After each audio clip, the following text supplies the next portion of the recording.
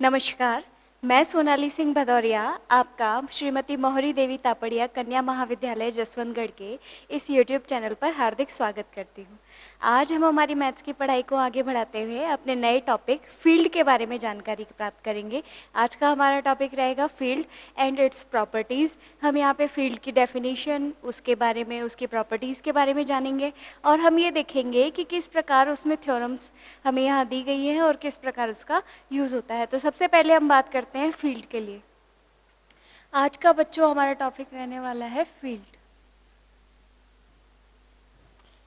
Field में सबसे पहले हम आपको बात करते हैं एक ऐसा अरिक्त समुच्चय n, एक ऐसा अरिक्त समुच्चय g जो कि प्लस और क्रॉस इन दो बाइनरी ऑपरेशंस के लिए अगर निम्न 11 प्रॉपर्टीज़ को संतुष्ट करता है तब तो वह फील्ड कहलाता है, और अगर वह इनको संतुष्ट नहीं करता है तो वह फील्ड नहीं कहलाता है। हमने क्या बात करी कि एक नॉन एम्प्टी सेट हमने लिया है और जी, और उसमें हम प्लस और डॉट ये दो संक्रियाएं बाइनरी ऑपरेशंस लगाएंगे।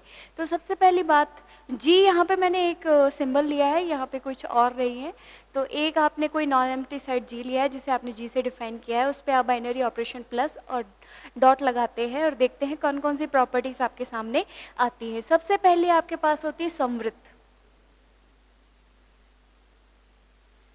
यानी क्लोजर प्रॉपर्टी।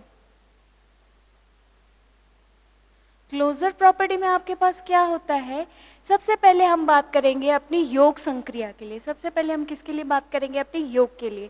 तो सबसे पहले हम जैसे कोई दो ए और बी कोई दो अवयव लेते हैं फील्ड के लिए, हम ए और बी कोई दो अवयव लेते हैं और इन अवयवों को जब हम जोड़ करते हैं और ये अगर फील्ड के अवयवों के अंदर विद्यमान होते हैं तब तो ये क्लोजर होता है, और अगर ये विद्यमान नहीं होते हैं तो ये क्लोजर नहीं होता है। उसके बाद में फिर हमारे पास नेक्स्ट आती है साहचर्य। साहचर्य यानी एसोसिएटिव लॉ। एसोसिएटिव लॉ में हमारे पास क्या होता है, एसोसिएटिव लॉ में हमने ए और बी लिए हैं, ए और बी लिए हैं, और उसमें अगर हमने एसोसिएटिव लॉ लगाया है योग के लिए तो ए प्लस बी प्लस सी किया, तो अगर इसका मान ए प्लस बी प्लस सी के मान के बराबर आता है, यानी मैंने पहले बी प्लस सी को जोड़ा, जो वैल्यू आई उसमें ए को जोड़ा, और इधर मैंने ए और बी को जोड़ा और जो वैल्यू आई उसमें सी को जोड़ा। अगर इनको हल करने पर ये LHS और RHS दोनों इक्वल आते हैं तो हमारी ये कौन सी प्रॉपर्टी कहलाती है, एसोसिएटिव लॉ यानी साहचर्यता कहलाती है। तो यहाँ पर दूसरी हमारी प्रॉपर्टी हो गई योग के लिए साहचर्य। ये बात कर रहे हैं अपन योग के लिए, ये सब संक्रियाएं किसके लिए हैं, योग के लिए, योग के लिए। अब तीसरी बात करते हैं अपन तत्समक। तत्समक यानी आइडेंटिटी एलिमेंट, यानी हमारे पास जो हमारा ए है उसमें ऐसी क्या चीज जोड़ी जाए कि हमें वापस क्या मिल जाए, ए मिल जाए। तो योग के लिए हमारे पास इसमें क्या जोड़ें कि हमें वापस ए मिल जाए, तो हम इसमें क्या जोड़ देंगे, जीरो जोड़ते ही हमें वापस क्या मिलता है, ए मिलता है। तो इसमें हमारे योग के लिए आइडेंटिटी या तत्समक अवयव कौन हो गया, ए, जीरो हो गया। उसके बाद में हम बात करते हैं प्रतिलोम की। प्रतिलोम के लिए हमारे पास क्या होता है, प्रतिलोम यानी इनवर्स। इनवर्स निकालने के लिए हमें क्या करना होता है, इनवर्स निकालने के लिए हमें एक, ये ए है, ए में ऐसी कौन सी वैल्यू जोड़ी जाए कि हमारे पास हमारा आइडेंटिटी एलिमेंट प्राप्त हो जाए, यानी हमारा आइडेंटिटी एलिमेंट कितना था, जीरो, यानी ए में क्या जोड़ा जाए कि हमें वापस जीरो मिल जाए। तो ये यहाँ ए है तो इसमें हम क्या जोड़ेंगे, माइनस ए जैसे ही जोड़ेंगे तो हमारे पास क्या आ जाएगा, इसकी वैल्यू कितनी निकल करके आ जाएगी, जीरो निकल करके आ जाएगी। अगला हमारे पास हो जाता है क्रम विनिमय। कौन सा हो जाता है, क्रम विनिमय।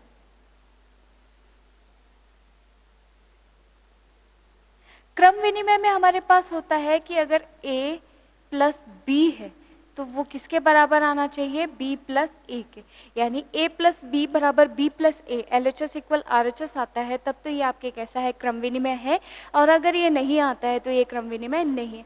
तो यहाँ पर योग के लिए हमने 5 प्रॉपर्टीज की बात की। एक तो संवृत्त यानी वो क्लोज होना चाहिए, क्लोज के लिए आपको पता है। दूसरा एसोसिएटिव होना चाहिए, यानी इस प्रकार की प्रॉपर्टी को फॉलो करना चाहिए। तीसरा तत्समक होना चाहिए, यानी ये परिभाषा उसकी होनी चाहिए, प्रतिलोम और क्रम विनिमय। ये तो हमने बात की योग के लिए। यहाँ पर हमारी 5 संक्रियाएं हैं, 5 अभिग्रहित कह सकते हैं हम जिन्हें, 5 अभिग्रहित यहाँ पर हमने हल किए। इसी प्रकार अब हम बात करते हैं, हमने अभी आपको शुरुआत में कही थी हमें टोटल 11 अभिग्रहितों को देखना है, तो हम आगे देखते हैं अपने बाकी के बचे हुए अभिग्रहित। और तो ये 5 हुए। अगले हम देखते हैं, अगला हमारे पास गुणा के लिए। अगला हमारे पास किसके लिए है? गुणा के लिए। गुणा के लिए जब हम करते हैं तो हमारे पास सबसे पहले वही बात क्या होना चाहिए? क्लोज होना चाहिए, क्लोजर प्रॉपर्टी को हल करना चाहिए, यानी संवृत होना चाहिए, क्लोज्ड होना चाहिए, क्लोजर प्रॉपर्टी को वो फॉलो करना चाहिए। तो वही बात, ए और बी कोई 2 एलिमेंट लिए हमने, उनको अगर हम डॉट प्रोडक्ट करवाते हैं तो ए डॉट बी अगर एफ में विद्यमान होता है तब तो क्या है? वह संवृत है। अगर वह विद्यमान नहीं होता है तो वह संवृत नहीं है। उसके बाद में फिर हम आ जाते हैं अपनी साहचर्यता पे। जैसे हमने योग के लिए निकाली थी वैसी की वैसी साहचर्यता हमारी किसके लिए होती है? एसोसिएटिव लॉ, गुणा के लिए। इसमें हमारे पास क्या होता है? इसको हल करने के लिए हमें ए डॉट बी नहीं, उसमें हमने किया था ए प्लस बी प्लस सी था, तो यहाँ पर भी हम उसी प्रकार से करेंगे कि ए है उसको बी डॉट सी से डॉट करवाया गया, यानी पहले मैंने बी और सी को डॉट किया, उसका जो मान आया उसको ए के साथ डॉट करवाया है, और इधर A dot B dot C किया, यानी ए और बी को पहले डॉट करवाया और जो आंसर आया उसको सी से डॉट करवाया। अगर LHS बराबर RHS आ जाता है तब तो ये क्या है? साहचर्यता है, और अगर ये नहीं आता है तो ये साहचर्यता नहीं है। उसके बाद में हम आगे बढ़ते हैं। आगे बढ़ते हुए हम देखते हैं अपना तत्समक। तत्समक जब हम देखते हैं तो तत्समक के लिए हमारे पास क्या होता है? आइडेंटिटी। आइडेंटिटी के लिए हमारे पास अभी हमने पीछे पढ़ा था कि a प्लस 0, योग के लिए पढ़ा था a प्लस 0 बराबर वापस क्या आ रहा था? a आ रहा था। तो सेम आइडेंटिटी हम यहाँ पर फॉलो करेंगे। तो a में क्या, a को किस चीज़ से, किस एलिमेंट से गुणा किया जाए कि वापस हमारे पास कितना बन जाए? a बन जाए। तो a को जैसे ही हम 1 से गुणा करते हैं तो हमारे पास क्या हो जाता है? a बन जाता है। तो तत्समक आइडेंटिटी हमारे पास गुणा के लिए कितनी बनती है? 1 बनती है। उसके बाद में हम बात करते हैं प्रतिलोम, यानी प्रतिलोम का भी क्या होना चाहिए? अस्तित्व होना चाहिए। प्रतिलोम के लिए, इनवर्स के लिए हमने क्या बात की? इनवर्स में हम पीछे देख चुके थे कि a को किससे गुणा किया जाए कि हमारे पास 1 पीछे जब हमने योग के लिए हल किया था, a में क्या जोड़ा या घटाया जाए कि वापस हमारे पास आइडेंटिटी एलिमेंट यानी 0 प्राप्त हो, तो वहाँ हमने -a किया था। यहाँ पर हमारे पास आइडेंटिटी एलिमेंट कितना है? 1 है। तो a के साथ a के साथ किसको हल किया? a को a में किसका भाग या गुणा किया जाए कि हमारे पास वापस कितना आ जाए? 1 आ जाए। तो इसके आने के लिए हम किससे गुणा करेंगे? जैसे ही 1/a से गुणा करेंगे तो हमारे पास ये कितना निकल करके आ जाएगा? 1/a से गुणा करते ही हमारे पास कितना निकल करके आ जाएगा? 1 आ जाएगा। 1/a को आप क्या लिख सकते हैं? a इनवर्स लिख सकते हैं। तो a डॉट बराबर किसके हो जाएगा? a डॉट a इनवर्स बराबर किसके है? 1 के है। ये लेफ्ट साइड से है, ये राइट साइड से भी इसी प्रकार के रूल्स को फॉलो करते हैं, यानी 1 डॉट a बराबर b आना चाहिए, और a इनवर्स डॉट a बराबर भी कितना आना चाहिए? 1 आना चाहिए। सेम LHS और RHS योग के लिए भी होते हैं, वहाँ हमने इनको लिखना भूल गए थे। आप यहाँ से ध्यान कर लीजिएगा कि जैसा LHS में होता है सेम RHS में भी होता है, इनको भी फॉलो करते हुए ये हल कर। उसके बाद में फिर हमारे पास आ जाता है क्रम विनिमय। क्रम विनिमय, क्रम विनिमय में हमारे पास क्या हो जाता है? Commutative law. कम्यूटेटिव लॉ में हमारे पास बनता है a डॉट बी बराबर किसके होना चाहिए? b डॉट a के। अगर a डॉट बी आपके b डॉट a के बराबर आ रहा है तो ये आपके क्या है? क्रम विनिमय है। और अगर a dot B b dot a के बराबर नहीं आ रहा है तो ये क्रम विनिमय नहीं है। ये यहाँ पर गुणा के लिए हमने कितनी प्रॉपर्टीज देखी? 1 2 3 4 5। योग के लिए हम 5 प्रॉपर्टीज देख करके आए थे, गुणा के लिए भी हमने 5 प्रॉपर्टीज देख ली, यानी टोटल 10 प्रॉपर्टीज देख ली। हमने बात की थी हमें 11 प्रॉपर्टी देखनी। तो अगली जो हमारी होती है वो डिस्ट्रीब्यूटिव लॉ यानी बंटनता लगती है। डिस्ट्रीब्यूटिव लॉ यानी बंटनता लगाने के लिए हमें क्या करना होगा? इसमें लॉ लगाना है बंटनता।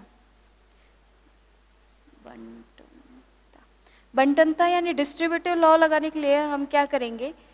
अब देखिए, सबसे पहले मैंने यहाँ पर a लिया, a को a डॉट b प्लस सी इसको लिया, ठीक है।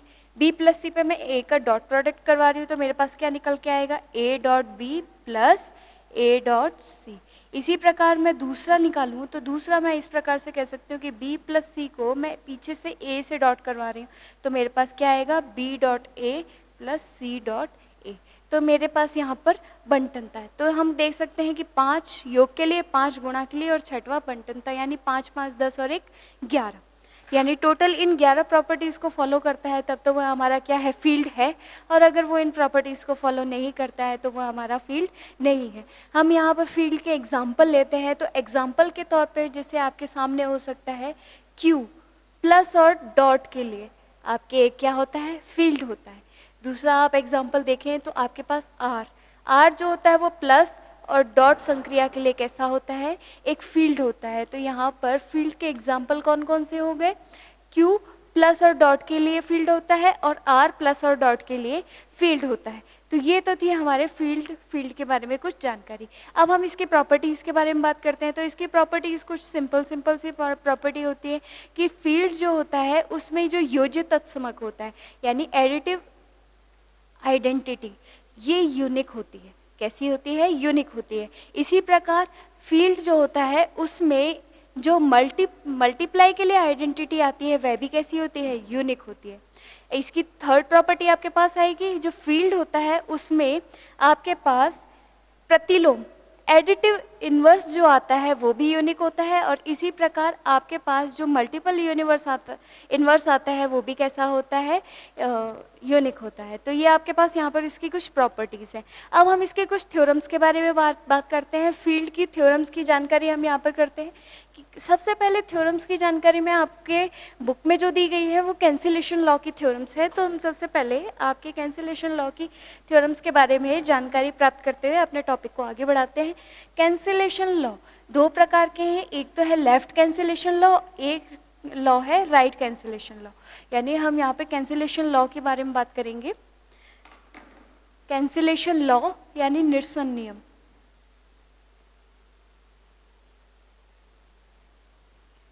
निरसन नियम में आपके पास क्या है, कैंसिलेशन लॉ में जैसे मान लीजिए कि आपके पास, सबसे पहले हम योग के लिए बात करते हैं। सबसे पहले हम बात करते हैं योग के लिए। तो जब आप योग के लिए बात कर रहे हैं तो आपके पास x प्लस ए बराबर x प्लस बी है। तो इसको कैंसिलेशन लॉ लगाने के बाद आपके पास a इक्वल किसके आना चाहिए, b के आना चाहिए। ठीक है। इसी प्रकार दूसरा है कि यदि a प्लस एक्स बराबर b प्लस एक्स है तो इसको हल करने के बाद आपके पास कैंसिलेशन लॉ से कितना प्राप्त होता है, a इक्वल किसके प्राप्त होता है, b के प्राप्त होता है। तो a बराबर किसके आना चाहिए, b के बराबर आना चाहिए। तो निरसन योग के लिए हम कैंसिलेशन लॉ लगाते हैं और इस लॉ को लगा करके हम हल करते हैं। तो सबसे पहले हम बात करते हैं अपने फर्स्ट पॉइंट के लिए। फर्स्ट पॉइंट का जब हम सॉल्यूशन देखते हैं तो हमारे पास फर्स्ट पॉइंट है x प्लस ए बराबर x प्लस बी। इसको हल करने पर हमारे पास a इक्वल किसके आना चाहिए, b के आना चाहिए, a इक्वल b आना चाहिए। तो सबसे पहले देखिए, हमने योग में देखा था, योग में हमारे पास एडिटिव आइडेंटिटी कितनी थी, माइनस का a थी। तो अब मैं यहाँ पर देखती हूँ, अगर मैं माइनस एक्स दोनों पक्षों में ले लूँ तो माइनस एक्स LHS में लेने पर, और सेम माइनस एक्स में किस में ले लेती हूँ, RHS में भी ले लेती हूँ। तो ये काम करने के बाद उसके बाद मैं इन दो को एक साथ ले लेती हूँ। बताइए कौन सा रूल लगेगा, अभी आप पीछे पढ़ कर के आए जी। इसी प्रकार मैं इनको एक साथ ले लेती हूँ, minus X plus X equal B. तो यहाँ पर मैंने एसोसिएटिव लॉ लगा करके इनको हल कर लिया। माइनस एक्स एक्स ये हमारे पास 0 प्लस ए बराबर 0 प्लस बी आया। तो इसको जब हम हल करेंगे तो हमारे पास क्या आ जाएगा, a इक्वल किसके आ जाएगा, b के। तो यहाँ पर आप देख रहे हैं कि हम इस प्रकार से लेकर के चले थे और a बराबर हमारे पास किसके आ गया, b के आ गया है। तो हम यहाँ पर कैंसिलेशन लॉ की बात कर सकते हैं। यहाँ पर x कौन सी साइड से कट हुआ, इसमें LHS और इसमें भी LHS। तो यहाँ पर ये हमारा कौन सा है, left hand side cancellation law है। इसी प्रकार हम दूसरा ये RHS वाला ये आप कर सकते हैं, मैंने एक करके दिखा दिया है, दूसरा आप आराम से कर सकते हैं। ये तो हमारे बात हुई योग के लिए। इसी प्रकार हम बात करते हैं गुणा के लिए। तो गुणा के लिए जब हम कैंसिलेशन लॉ लगाते हैं तो हमारे पास कुछ इस प्रकार के आंसर होते हैं। अब देखिए गुणा के लिए कैंसिलेशन लॉ लगाना है। अब मैंने तो बोला है, आपने तो इतनी देर में लगा भी लिया होगा। बहुत इजी है। इसको हल करने के लिए आप जैसे ही करेंगे तो आपके पास ये है x डॉट a बराबर x डॉट b।